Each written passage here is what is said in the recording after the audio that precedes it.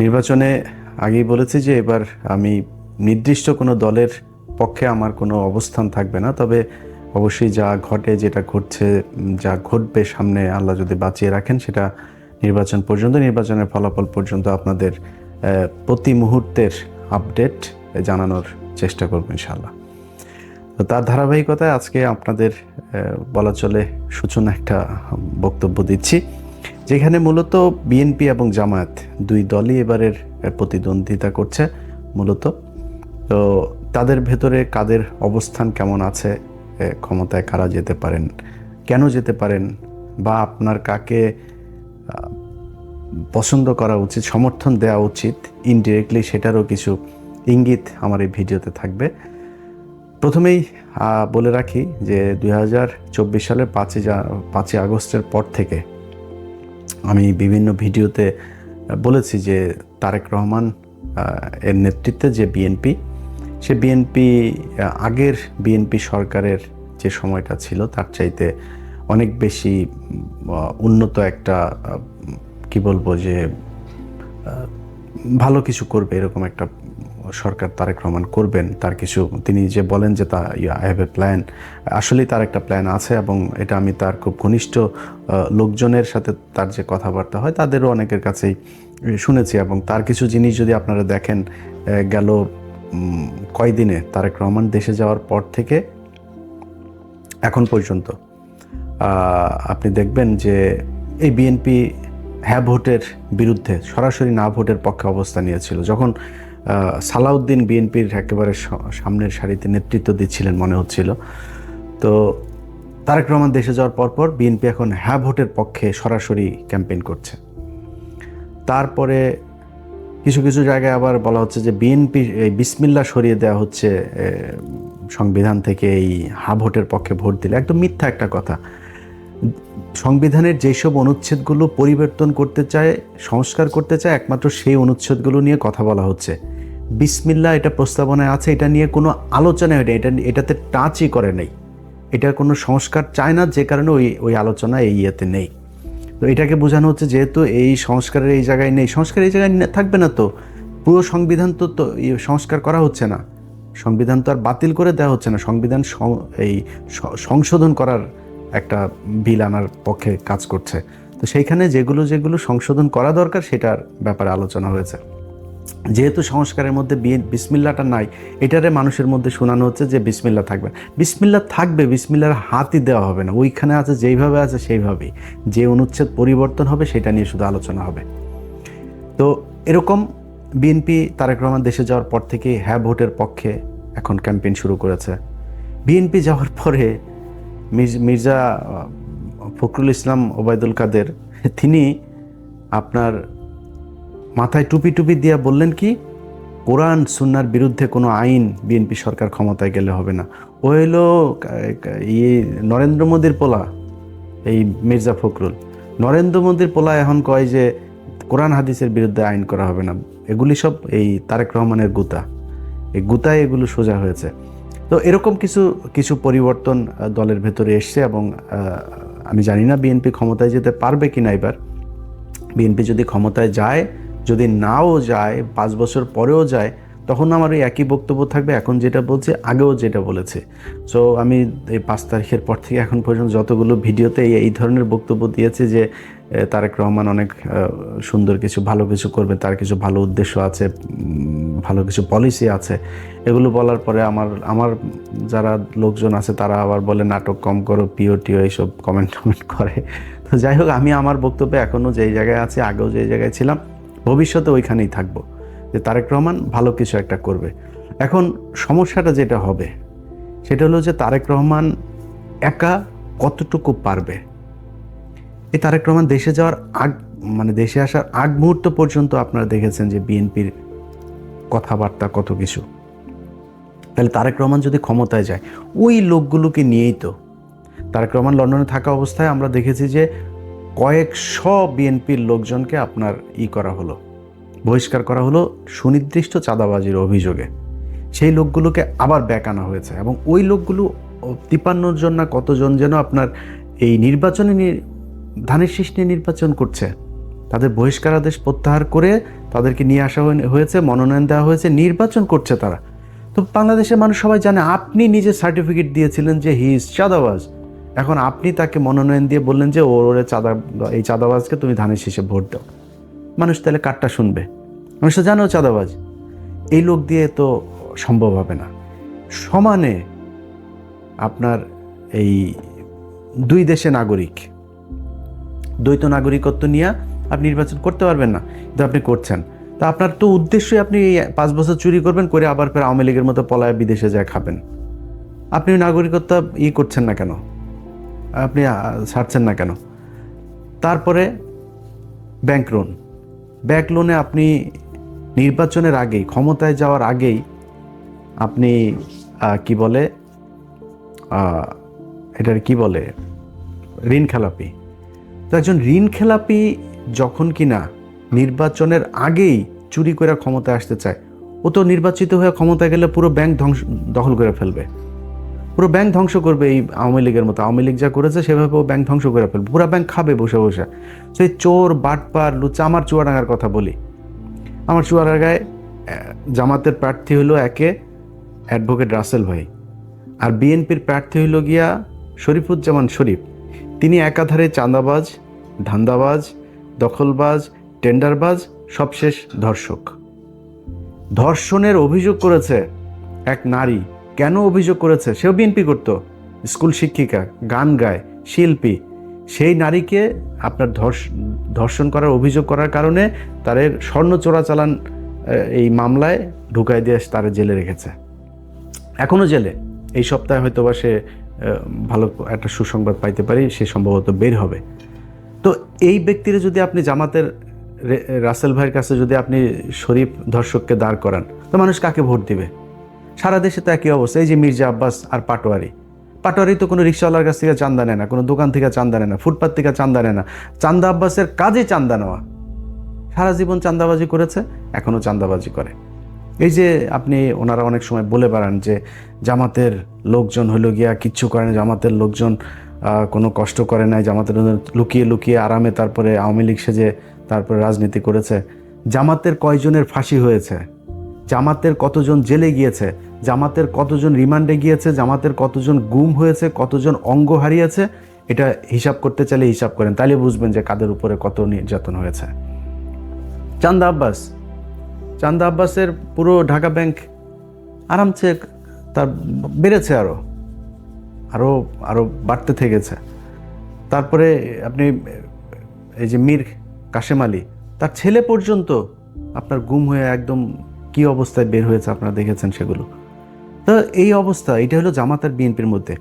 আপনি ধরেন হাইপোথেটিক্যাল কথাবার্তা বাদ দেন, জামাত আর বিএনপির সাথে আমরা যে প্রতিদ্বন্দ্বিতা করব, কারণ একজন বিএনপির ভাইকে আমি বলবো যে মানে আমি কিন্তু চাই যে সব রাজনীতি, খালি বিএনপি একা না, আমি চাই আওয়ামী লীগও যদি বাংলাদেশে কোনোদিন রাজনীতি করে, জাতীয় পার্টির রাজনীতি, সব রাজনীতিবিদদেরই মানে ঠিক জায়গায় আসতে হবে। ভাই আপনি চোর বাটপার সে আগে ধান্দাবাজ চান্দাবাজ এগুলো নিয়ে আমার যদি বলতে বলেন, মানে একটু সেফ জোনে থাকার জন্য বলি, নাহলে 100% বলে ফেলতাম।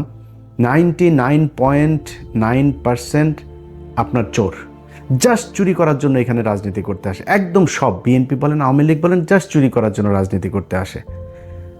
আর জামাতকে বলা হয় জামাতও নাকি ওরা হয়েছে চাঁদাবাজি করে, জামাতও নাকি চাঁদাবাজি করে। জামাত চাঁদাবাজি কেমনে করে? ওই যে ইয়ানত নেয়, এটাও বলে চাঁদা। তো ও ইয়ানত নেয়, ওর পকেটে টাকা দিয়ে ও সংগঠন করে, রাজনীতি করে। আর আপনি মানুষের টাকা নেওয়ার জন্য রাজনীতি করেন, মানুষের কাছ থেকে চাঁদা নেওয়ার জন্য রাজনীতি করেন। এগুলি বলে কি আপনি বুঝাইতে পারবেন? জামাতকে আপনি বলবেন 71-এর রাজাকার, এগুলি বলে কি আপনি আমার জামাতের পেছনে নিতে? মানুষ কেন যেখানেই যায়, যেখানেই শুনেন জামাতকে, আমরা এবার জামাতকে ভোট দিব, জামাতকে ভোট দিব, হ্যাঁ, মানে এরা আবার বলে বট বাহিনী দিয়ে এগুলি করা হয়। তো ডাকসু নির্বাচনে কি হয়েছে? ছাত্র সংসদ নির্বাচনগুলো সব জায়গাতে কেন এই ভরাডুবি? সবশেষ যক্সু নির্বাচনে সবাই মিলে, ওই যে বিকাশ নুরু টুরু সব কটার দল মিলে এসে তারপরে শিবিরের বিরুদ্ধে লাগলো, তাও পারলো না। তো কেন হচ্ছে এরকম? এটা এমনি আপনার কি মনে হয় জাহাঙ্গীরনগর বিশ্ববিদ্যালয়, ঢাকা বিশ্ববিদ্যালয়, সব বিশ্ববিদ্যালয়গুলোতে সবাই শিবির করে, এখন সবাই জামাতে যোগ দিয়েছে? নো, কি করেছে? তাদের এই সাধারণ মানুষ যারা, সাধারণ ভোটার যারা, তারা দেখেছে যে ছাত্র দলের চরিত্র আর ছাত্র শিবিরের চরিত্র, না, এটা তো আকাশ পাতাল পার্থক্য, আমরা তো যা শুনি সব মিথ্যা কথা। এটাকে বলা হয় এরা হইল গিয়া এই ৭১ ওর মারে এটা করেছে, ওর বোনেরা এটা করেছে, খুঁজে পায় না। সারা বাংলাদেশে যে মেজর আখতারুজ্জামান, তিনি এদিন একটা কথা বলেছেন যে ভাই ৭১ জামাতে ইসলামের সংগঠনের সব মিলায় লোক ছিল না ৩০০ জন, তারা ৬৪ জেলায় একদম সংগঠন করে, এই যে রাজাকার বলা হয়, রাজাকার জিনিসটাই তো মানে বিকৃতভাবে উপস্থাপন করা হয়েছে। রাজাকার ছিল পাকিস্তানি বাহিনীরা, এই যে ব্রিজ কালভার্ট যেগুলো ভেঙে দিচ্ছিল মুক্তিযোদ্ধারা, এগুলো রক্ষণাবেক্ষণের জন্য তাদের ইউনিফর্ম ছিল চৌকিদারদের মতো। আপনি মেজর আক্তার নিজেও এই কথাটা বলেছে, এটা এর আগেও আমরা বিভিন্ন বইতেও পড়েছি, আপনি বিভিন্ন বিদেশি যেসব ডকুমেন্টারিগুলো ছিল তখনকার, সেগুলো তো গেলেও দেখবেন। এটা কোনো রাজনৈতিক দলের ছিল না, জামাতের কোনো সংগঠনই ছিল না তখন সেইভাবে, মানে জেলা ভিত্তিক। ঢাকা শহরে একটা ছোট্ট একটা ছিল, ওইটা নিয়ে তারা রাজনীতি করত। তো এটাকে বানানো হয়েছে রাজাকার। তারা বিভিন্ন মানুষের হরিণ ধরে নিয়ে নাকি পাকিস্তানিদের দিয়ে কার মারে মারে করায়, তারপরে আকাম কোকাম করায় ওদের সজীবাজের জয় পয়দা হওয়া, এইগুলো বানানো হয়েছে। এগুলো তো ভাই মানুষ এখন বলে করা যাবে না। এখন করতে হবে কি, আপনাকে রাজনীতি করতে হইলে ওর চাইতে বেটার কোনো রাজনীতি করতে হবে। জামাত ইসলাম এই একটা সংবাদ সম্মেলন করবে, ওদের একটা মিটিং হবে, ওদের দলের কাউন্সিল হবে, পদ দেয়ার নাম বলার পরে সে জানেও না কিসের লবিং টবিং, সে জানেও না কি হবে, সে কান্না করে, নামাজ পড়ে, সেজদা দেয়। এনসিপির পোলাপান, অখ্যাত পোলাপান, চেনে না কেউ এলাকায়, কেন্দ্র থেকে সিদ্ধান্ত হয়েছে তাকে লক্ষ্মীপুর ১ আসনে দেওয়া হবে। বিশাল প্রভাবশালী জামাত ইসলামের বিরাট মানে হেভিওয়েট প্রার্থী সরে গিয়েছে। এই যে মাহফুজের ভাইকে দিয়েছেন, ওই আসনের যে জামাতের প্রার্থী, উনি ভীষণ জনপ্রিয়, দাঁড়াইলেই পাশ করবে এরকম একজন প্রার্থী। দল বলেছে মাহফুজের ভাইকে দিতে হবে, সরে গিয়েছে, কোনো আপত্তি নাই। একটা জায়গায় আসন দেওয়ার পর ২ মিনিটের মধ্যে জামাতের প্রার্থী ফেসবুকে পোস্ট করেন, দলীয় সিদ্ধান্তকে স্বাগত জানিয়ে, শ্রদ্ধা জানিয়ে সরে যাচ্ছে। কেন? মানে কোনো জায়গায় চেয়ার নিয়ে লাথালাথি নাই, ধাক্কাধাক্কি নাই, কোথাও বক্তব্য দেওয়া নিয়ে ধাক্কাধাক্কি নাই। খালেদা জিয়ার খিচুড়িটা নিয়েও আপনারা কারাকারি করে মারামারি করলেন। প্রতিদিন এদের কামড়া কামড়ি, সেই আওয়ামী লীগ যা করতো তাই হচ্ছে। আপনি বলেন ভাই আপনি আমার যদি এমন বলেন যে ও ইলিয়াস বোধহয় জামাতের দালালি করে, ভাই বললে কোনো সমস্যা নাই, আপনি যার মনে চায় বলেন। আমি তো আপনাদেরকে বিএনপি ক্ষমতায় আসার আগে আওয়ামী লীগ থাকা অবস্থাতে সবসময় একটা কথা বলেছি কি, যে আমার খালি আমি রাজাকার হইতে রাজি, আমি পাকিস্তানি মিলিটারি হইতে রাজি, সব হইতে রাজি, যা বানাবি সব হইতে রাজি, কিন্তু আমার আওয়ামী লীগ খালি বানাবেন, আর কিছু সমস্যা নেই। তো আমাকে আপনি যা মনে চায় বলেন, আপনি নিজেকে কোশ্চেন করেন। একটা সংগঠনের এত নিয়ম শৃঙ্খলা, এত ডিসিপ্লিনের মধ্য দিয়ে যেই সংগঠন আসবে, কোনো চাঁদাবাজির নাই, অভিযোগ নাই, ধর্ষণের অভিযোগ নাই, টেন্ডারবাজির অভিযোগ নাই, এরকম একটা দলের পাশে দাঁড়িয়ে আপনি চান্দা আব্বাসকে দিয়ে কিভাবে দল চালাবেন? সো বেটার একটা পলিসি নিশ্চয়ই আপনাকে করতে হবে। কেমনে করবেন, কিভাবে করবেন, সেটা আপনারা জানেন।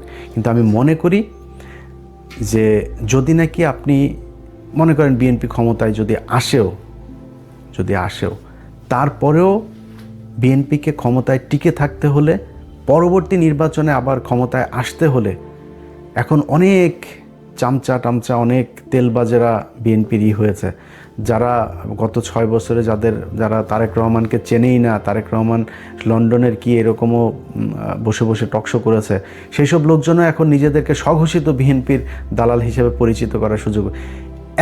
এত ইজ্জত বেচতে পারবো না ভাই, এত নিচে নামতে পারবো না। আল্লাহর রহমতে আল্লাহ না খাওয়ায় রাখেন না, আল্লাহ গরিবও বানায় নাই। আল্লাহর রহমতে যতটুকু খাওয়ার দরকার হয়, আল্লাহ যতটুকু পড়ার দরকার হয়, যতটুকু নিজের চাহিদা আছে, আল্লাহর রহমতে করার মতো শক্তি আল্লাহ দিয়েছেন। আল্লাহ যেন এই জায়গায় রাখে, কারোর কাছে যেন চান্দাবাজি ধান্দাবাজি হাত না পাতায়, তাইলেই হবে, আর কোনো কিছু দরকার নেই। কিন্তু যে পরিমাণে ন্যাকেট হইয়া মানুষের গালাগালি শুনা তারপরে দলের দালালি করে, নিকৃষ্টতম একটা কাজ। তারা যে গরিব মানুষ তা না, কিন্তু তারপরে মানুষ যা বলে বলুক, আমার একটু সুবিধা পাইতেই হবে, জোর করে তারেক রহমানের প্রশংসা করে তারপরে তার বিএনপির দালাল সাজতে হবে। এখন এইসব লোকজনের কাছে যদি আপনি আবার বিএনপির ব্যাপারে শুনেন, অনেক সুন্দর সুন্দর কথা, যারা ৬ বছর বিএনপির ব্যাপারে বহু নেগেটিভ কথা বলেছেন, আমরা আগেও যেভাবে বলেছি এখনও সেভাবেই বলছি, ভবিষ্যতেও, যেহেতু বিএনপির একটা বিশাল শ্রেণী ভারত বিরোধী মানুষ আছে এখানে সবাই চান্দা আব্বাস না, এখানে সবাই শরীফুজ্জামান শরীফ না, এখানে অনেক ভালো মানুষ আছে। সো বিএনপির সবচেয়ে বড় কথা হলো জিয়া পরিবার, তারা ভারত বিরোধী, এটা পরীক্ষিত, ইতিহাস এটার সার্টিফিকেট দিয়েছে। আমি তার বিরুদ্ধে কেন যাব? আমার তার বিরুদ্ধে বলতে হবে কিসের জন্য? এটার যদি নাকি গঠনমূলক সমালোচনা করে তাদের যা যা ঠিক করা দরকার সেটা ঠিক করতে হবে। এটা যদি ঠিক না করেন তাহলে ভবিষ্যৎ অন্ধকার। আপনি যত কথাই বলেন, এখন এই যে অনেক ডিসি, এসপি, সচিব, অনেক পুলিশের ওসি টসি অনেকে কিন্তু বিএনপি সাজার চেষ্টা করতেছেন। কিন্তু আপনাদেরকে একটা জিনিস বলে রাখি, সামনের হিসাব নিকাশ কিন্তু সব কথা সোশ্যাল মিডিয়াতে বলা যাবে না, কিন্তু সামনের হিসাব নিকাশ কিন্তু অত ইজি না। শুধু একটু ক্লু দেওয়া যায় আপনাদেরকে। এই যে এনসিপি জামাত ইসলামে যোগ দিল না, এটা খুব সহজভাবে নিয়েন না। এই যে সরকার এখন হ্যাঁ ভোটের পক্ষে ক্যাম্পেইন করছে, খুব সহজভাবে নিয়েন না। এই যে রিসেন্টলি দেখবেন সেনাবাহিনী আপনার সন্ত্রাসী ধরপাকড় শুরু করেছে না, যাদেরকে দিয়ে মারামারি করবেন, শয়তানি করবেন, মানুষের ভয়ভীতি দেখায় ভোট নেবেন, নির্বাচন আসতে আসতে কিন্তু এই ধরনের লোকজন পুরো শূন্য হয়ে যাবে।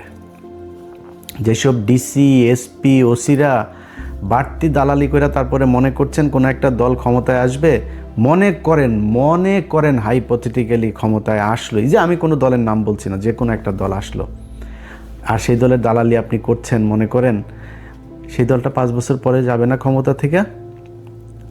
আপনাদের যাদেরকে মাপ করে দেওয়া হয়েছিল 5 তারিখে, তাদেরকে কিন্তু মাপ করবে না এর পরের বার। সো খুব হিসাব করে আপনি আপনার দায়িত্ব পালন করবেন, বাড়তি সুযোগ সুবিধা দেওয়ার চেষ্টা করেন না। কারণ জামাত ইসলাম যেই পলিসি নিয়ে তারা আগাচ্ছে, সেটা হলো প্রতিটা কেন্দ্র তারা কাউন্ট করবে এবারের নির্বাচনের ফলাফল। কেন লাগতে পারে? কারণ কিছু কিছু জায়গায় এরকম 2 নাম্বারই করতে পারে। হঠাৎ করে ডিসি অফিস থেকে একটা হয়ে যেতে পারে, ঘোষণা হয়ে যেতে পারে, অমুক 3.5 লাখ ভোট পেয়েছেন অমুক চান্দা আব্বাস। এখন চান্দা আব্বাস যে 3.5 লাখ ভোট পেয়েছে, এখন পাটোয়ারির ভোটগুলি তো জামাতের লোকজন তো প্রতিটা কেন্দ্রের ভোট তারা কাউন্ট করেছে, কেন্দ্র থেকে ফলাফল নিয়েছে, ঘোষণা দিয়েছে ওইখানে যিনি আছেন প্রিজাইডিং অফিসার। তো তিনি যে বললেন এই কেন্দ্রে ভোট হয়েছে হইলো, ধরেন সারা ওই ঢাকা 8 আসনে মনে করেন ভোটার হইলো 2 লাখ। এখন কেন্দ্র প্রতি কেন্দ্র হিসাব করে দেখা গেল পাটোয়ারি ভোট পেয়েছে 1.5 লাখ, চান্দা আব্বাস পেয়েছে 50,000। কিন্তু তার আগে ওইদিকে রিটার্নিং অফিসারের অফিস ঘোষণা দিয়ে দিয়েছে ঢাকা আসনের বেসরকারিভাবে বিজয়ী হয়েছেন চান্দা আব্বাস। এখন প্রতি কেন্দ্রের ভোটে ক্যালকুলেটর করে দেখা গেল যে ভোট বেশি পেয়েছে তখন কই যাবেন? সো এরকম 2-1 জায়গায় ঘটতে পারে, আর বেশিরভাগ জায়গাতেই এরকম করা যাবে না। খুব সুষ্ঠু একটা ভোট হবে, এটা মাথায় রেখে তারপরে নির্বাচনে কাজ করতে হবে। যাদের এই যে ঋণ খেলাপি টেলাপি যারা করে এখন নির্বাচন, এই যে হাসনাতের এইখানে ব্যাংকের কর্মকর্তাকে জোর করে আদালতে নিয়ে এখন বলানো হচ্ছে যে তার সাথে আমাদের মীমাংসা হয়ে গিয়েছে। যে ব্যক্তি এটা করছে সে ক্ষমতায় গিয়ে পুরো ব্যাংক খেয়ে ফেলবে। আমি তারা কেন বলতে, এই লোকটার গতকালকে একটা ভিডিও দেখলাম, তা সাংবাদিক ছবি তুলছে, প্রচণ্ড খারাপ ব্যবহার করে সেই লোকটার সাথে করছে। এ নাকি মানে হুদাই মানুষজনের ধরে চর থাপ্পড় মারে, রিক্সাওয়ালা এদেরকে গাড়ি থেকে বের হয়ে যায়, রিক্সাওয়ালা ধরে থাপড়ে, মানে খুবই মানে বেয়াদব টাইপের লোক। তো এই ধরনের একটা লোক আপনার এলাকার এমপি হবে, এটা মানুষ মানবে যখন আপনার হাতে অপশন আছে। আগের হিসাব বাদ, আওয়ামী লীগের চোর ছিল, আপনি একটা বদমাইশ ছিলেন, এটা অন্য জিনিস। এখন তো নিজেদের পকেটের টাকা খরচ করে ডিসিপ্লিন একটা দল আপনার অপোজিশনে। সো সেই সাধারণ মানুষগুলো যারা সুইং ভোটার, সেই সুইং ভোটারগুলোর সিদ্ধান্ত কোন দিকে যাবে সারা জীবন কিন্তু এই সুইং ভোটারদের ভোটের মাধ্যমে এই দেশে রাজা নির্বাচিত হয়েছে, পরাজিত হয়েছে। সো এবারও সেটাই হবে আমি আশা করি। এবং সেই সুইং ভোটাররা কোন দিকে ভোট দিবে সেটা আমার মনে হয় বিশ্ববিদ্যালয়ের ছাত্র সংসদ নির্বাচনগুলোতে কিছুটা দেখিয়ে দিয়েছে। আমরা বিএনপি এবং জামাত, তাদের মধ্যে সে আওয়ামী লীগ বিএনপির মতো অবস্থা, আওয়ামী লীগ জামাতের মতো অবস্থা কখনো ফিরে আসুক আমরা চাই না। একটা দল নির্বাচনে জিতে আসবে, যারা এক্সট্রিম কথাবার্তা বলে তারপরে এই 2 দলের ভেতরে গ্যাঞ্জাম বাজাইতে চান, আপনার সোশ্যাল মিডিয়াতে কমেন্ট করে ভুয়া ফেক আইডি টাইডি খুলে তারপরে দুই দলের ভেতরে ডিজিএফআইয়ের কিছু আছে, আওয়ামী লীগের কিছু আছে, ইন্ডিয়ান কিছু আছে, এরা এগুলো করতে চায়। আমি সেই রাস্তায় কখনোই হাঁটবো না। বিএনপি এবং জামাত, এই দেশে দুইটা রাজনৈতিক দল থাকতে হবে। সো দুইটা রাজনৈতিক দল যেহেতু থাকতে হবে, আমি মনে করি বিএনপি এবং জামাত এই দুইটা আমার বেস্ট চয়েস। সো তাদের ভেতরে প্রতিযোগিতা থাকবে, প্রতিদ্বন্দ্বিতা থাকবে, কখনোই সে আগের মতো প্রতিহিংসা হবে না, আগের মতো মানুষ গুম হবে না, নির্বাচনে জেতার জন্য কাউকে আপনার ফাঁসি দিয়ে মারা হবে না, নির্বাচন করতে পারবে না এই জন্য কাউকে জেলে নিয়ে রাখা হবে না, জেলে নিয়ে স্লো পয়জন করা হবে না। তো এটা কোনো দিন যেন ফিরে না আসে বাংলাদেশে। হ্যাঁ, মারামারি হবে, 2-4 জন মারাও যাবে, এরকম ঘটনা ঘটবে। বাংলাদেশের মতো এরকম মানে এখনও অর্ধসভ্য দেশগুলোতে তো এগুলো হবে, তৃতীয় বিশ্বে এটা খুব স্বাভাবিক বিষয় যে যেই সব দেশে এখনও রাজনীতিতে অনেক ব্যক্তি স্বার্থ থাকে, আর্থিক অনেক সুবিধা লাভের ব্যাপার থাকে, সেখানে হইতে পারে, কিন্তু সেই পরিস্থিতি যেন আর কখনো না হয় সেই আশা করি। সেই কারণেই আমি মনে করি যে সামনের নির্বাচনটা একটা সুষ্ঠু নির্বাচন হবে, এবং সেই নির্বাচনে আমার জন্য আমার ব্যক্তিগত মতামত, যদি বিএনপি অথবা জামাত এমন একটা কিছু করতে পারে, তারা সেটা নির্বাচনের আগে নিশ্চয়ই ঘোষণা দেওয়ার দরকার নাই, দিবেও না। তাদের একটা কি সরকার, জাতীয় একটা সরকার টাইপের, যারাই ক্ষমতায় আসুক, দেখা গেল যারা সংখ্যাগরিষ্ঠতা পাবে তাদের প্রধানমন্ত্রী থাকবে। এরপরে কয়েকটা মন্ত্রণালয়, কতগুলো আসন পেলে কোন মন্ত্রণালয়ে কাদের কোনটা থাকবে, এরকম কিছু মন্ত্রণালয়গুলো তে তাদের কিছু ভাগ দেওয়া এবং সবাই মিলেমিশে দেশটা চালানো। আমি মনে করি এরকম কোনো কিছু একটা করলে সবচাইতে ভালো কিছু হবে, এবং আমার বিশ্বাস যে তারেক রহমান এবং ডাক্তার শফিকুর রহমান দুইজন, মাঝখানে ডক্টর ইউনূস তো আছেনই, তাদেরকে নিয়ে ভালো একটা নির্বাচন হবে এই স্বপ্ন দেখি।